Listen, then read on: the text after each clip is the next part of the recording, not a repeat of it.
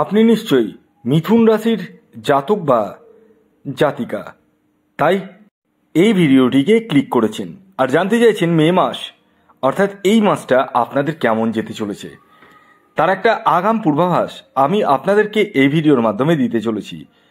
তবে শুরুতে একটি কথা বলে দিই, আমি যে মাসিক রাশিফল আপনাদের সামনে প্রেজেন্ট করব সেটি কিন্তু সম্পূর্ণরূপে সার্বিক রাশিফল, অর্থাৎ এটি কোনো ব্যক্তিকেন্দ্রিক রাশিফল নয়। যেহেতু এটি কোনো ব্যক্তিকেন্দ্রিক রাশিফল নয়, তাই এই ভিডিওতে বলা কথাগুলো 100 ভাগের মধ্যে 100 ভাগ মিলবেই, এটা ধরে কখনো এগোবেন না। এবং বড় ধরনের ডিসিশন নেওয়ার ক্ষেত্রে আপনারা অবশ্যই কোনো এক্সপার্ট অ্যাস্ট্রোলজারের পরামর্শ নিতে পারেন।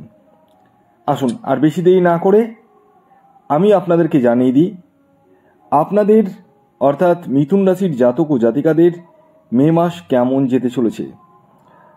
প্রথমে আসি শরীর স্বাস্থ্য।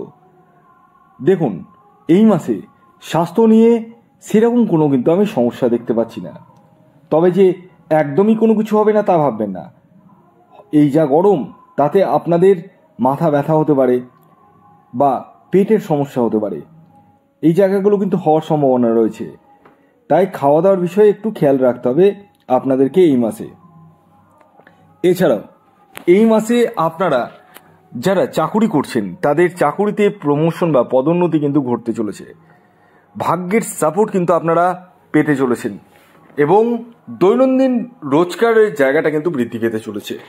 হ্যাঁ, যারা বেকার রয়েছেন তাদের কর্মপ্রাপ্তি ঘটার সম্ভাবনা রয়েছে। তবে হ্যাঁ, একটি কথা আমি বলে দিই আপনাদেরকে, এই মাসে আপনারা যারা চাকুরি করছেন তাদের ক্ষেত্রে কিন্তু গুপ্ত শত্রুতা কিছুটা ভোগাবে। হ্যাঁ, অর্থাৎ গুপ্ত শত্রুতা নিয়ে কিন্তু একটু সমস্যার সৃষ্টি হওয়ার জায়গাটা রয়েছে।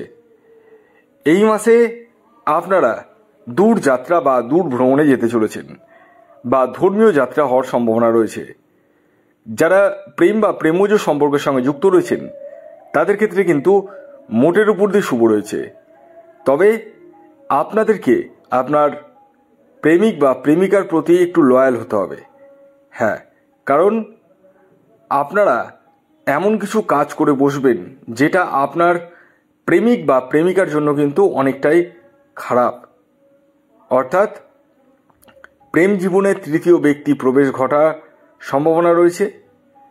এবং আরেকটি কথা বলে দিই, এই মাসে আপনাদের মাথা গরম হওয়ার প্রবণতা কিন্তু দেখতে পাওয়া যাচ্ছে এবং মাথা গরম হয়ে আপনি এমন কিছু ডিসিশন নিয়ে ফেলতে পারেন যেটা আপনার জন্য কিন্তু ক্ষতিকারক। এই মাসে বন্ধুবান্ধবের হেল্প পেতে চলেছেন।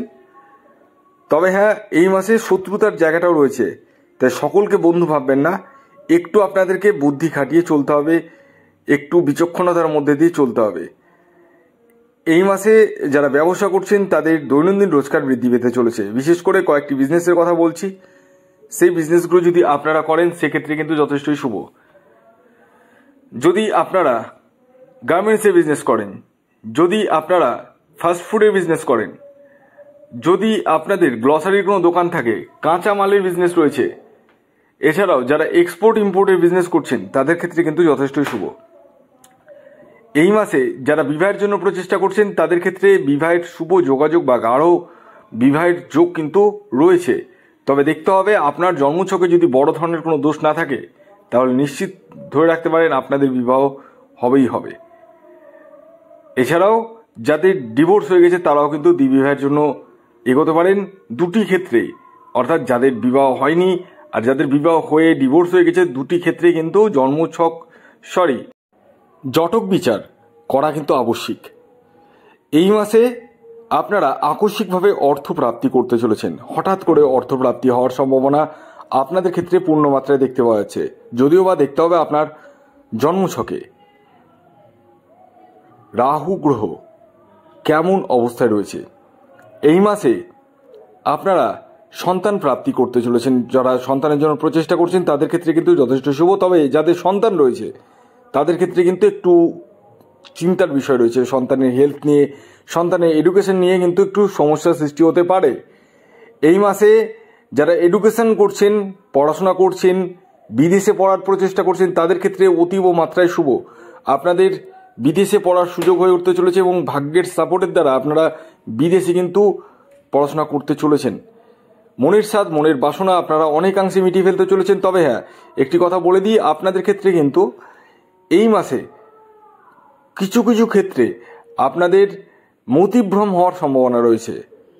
এই জায়গাটা অবশ্যই আপনাদেরকে একটু বুঝে সুঝে চলতে হবে। অর্থনীতির জায়গা যথেষ্ট ভালো থাকলেও খরচার জায়গাটা যথেষ্ট মানের রয়েছে এবং কিছু হাইলাইটেড প্রোডাক্ট আপনি গৃহের জন্য ক্রয় করতে পারেন বা চলেছেন, সেই জায়গাটাও কিন্তু রয়েছে। তো ওভারঅল যদি বলা যায়, মিথুন রাশির মে মাস কিন্তু মোটের উপর দিয়ে শুভ।